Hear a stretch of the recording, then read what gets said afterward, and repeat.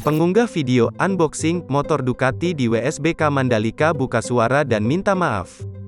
Pengguna YouTube bernama Sol Kuta Lombok, yang diduga mengunggah video unboxing kargo Ducati di WSBK Mandalika, mengungkapkan klarifikasinya. Insiden unboxing motor Ducati secara ilegal menjadi pemberitaan tidak sedap menjelang perhelatan balapan seri terakhir WSBK 2021 di sirkuit Mandalika, Lombok, Nusa Tenggara Barat.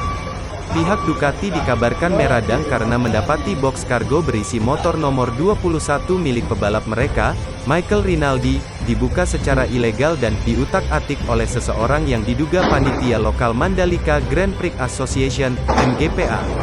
Bocornya video unboxing motor Ducati di WSBK Mandalika itu bahkan telah diberitakan oleh koresponden media motorsport asal Swiss, Speedweek. Seperti diberitakan sebelumnya, kargo serta logistik balapan untuk WSBK Mandalika telah diangkut oleh beberapa pesawat Boeing 777 kargo Qatar Airways dari Doha, Qatar, dan mendarat di Bandara Lombok sejak awal pekan ini.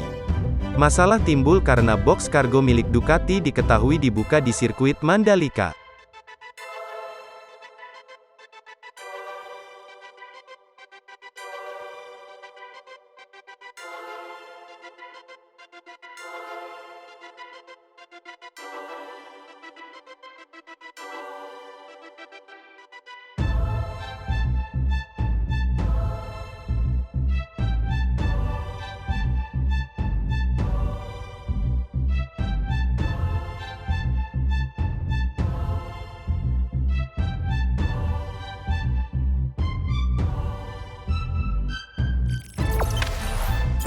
Jangan lupa subscribe, share, komen, dan like ya.